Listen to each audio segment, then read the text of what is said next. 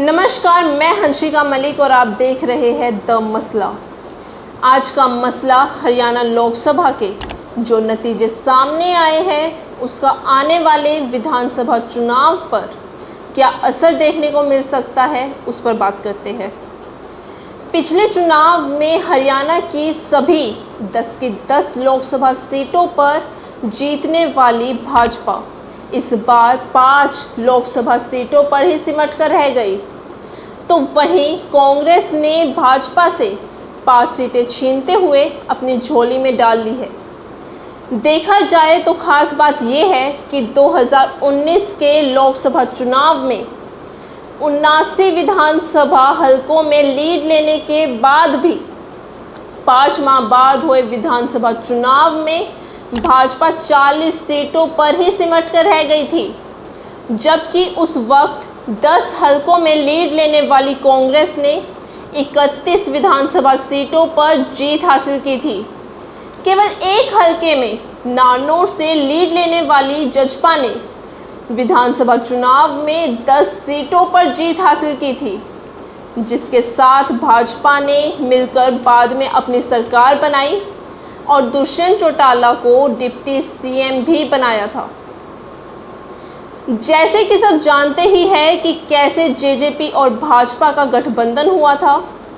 चुनाव से पहले जब दुष्यंत चौटाला वोट मांगने जाते थे तो भाजपा के बारे में क्या बोला करते थे और बाद में उनके साथ ही गठबंधन कर सरकार में शामिल हो गए, और उसके बाद से ही जनता में इस बात को लेकर नाराजगी बढ़ गई थी, जिसका असर इस बार के लोकसभा चुनाव में देखने को भी मिला। चौटाला परिवार की दोनों पार्टियां इनेलो और जजपा को इस बार के लोकसभा चुनाव में एक भी विधानसभा क्षेत्र में लीड नहीं मिली और दोनों ही पार्टियां अपने अपने उम्मीदवारों की ज़्यादातर जगह पर जमानत जब्त तक नहीं रोक पाई, और इस बार भाजपा को भी ग्रामीण इलाकों में सबसे ज़्यादा नुकसान हुआ है।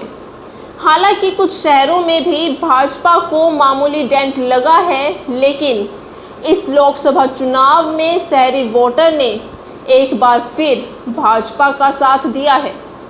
वहीं अगर हम बात करें कांग्रेस की, तो कांग्रेस ने 2 संसदीय क्षेत्र सिरसा और रोहतक में एक तरफा जीत दर्ज की है, यानी इन दोनों संसदीय क्षेत्रों में आने वाली सभी 18 विधानसभा सीटों पर कांग्रेस प्रत्याशियों को लीड हासिल हुई है। पिछले लोकसभा चुनाव में भाजपा ने अंबाला, कुरुक्षेत्र, करनाल, सिरसा, भिवानी, महेंद्रगढ़ और फरीदाबाद लोकसभा के अंतर्गत आने वाली सभी विधानसभा में लीड हासिल की थी। इन 6 संसदीय सीटों के अंतर्गत 54 विधानसभा सीटें आती हैं, जिन पर भाजपा ने एक तरफा जीत हासिल की थी।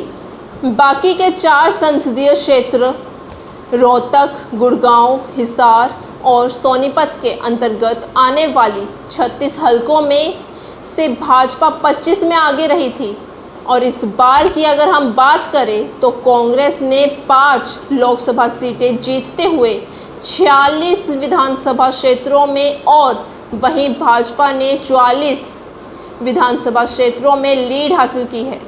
हालांकि देखा जाए तो इनके बीच ज़्यादा अंतर नहीं है। अगर हम पिछली बार की तुलना में देखें तो भाजपा का प्रदर्शन इस बार ठीक नहीं रहा, यानी भाजपा एक तो पिछली बार के मुकाबले 5 सीटें हार गई और वहीं उनका वोट प्रतिशत भी काफ़ी डाउन हुआ है, यानी पिछली बार के मुकाबले भाजपा को इस बार 12% कम वोट मिले हैं। वहीं कांग्रेस का वोट इस बार 20% बढ़ गया है। फिलहाल देखा जाए तो इस चुनाव में मुकाबला बराबर का रहा है, लेकिन विधानसभा में क्या होता है ये आने वाला वक्त बताएगा। वहीं आपको क्या लगता है, आप सब भी इस मसले पर कमेंट करके अपनी राय ज़रूर बताएं कि अक्टूबर में होने वाले विधानसभा चुनाव में क्या कुछ रह सकता है, यानी भाजपा कितनी सीटों पर और कांग्रेस कितनी सीटों पर। वहीं इन दोनों पार्टियों के अलावा जो दूसरी पार्टियां हैं, क्या उनको भी कुछ मिल सकता है, और अगर मिल सकता है तो कितना? कमेंट करके ज़रूर बताएं। अगर आपको ये मसला ठीक लगे तो आप इस चैनल को फॉलो सब्सक्राइब कर सकते हैं, जिससे आप हमारा अगला वीडियो देख सकें।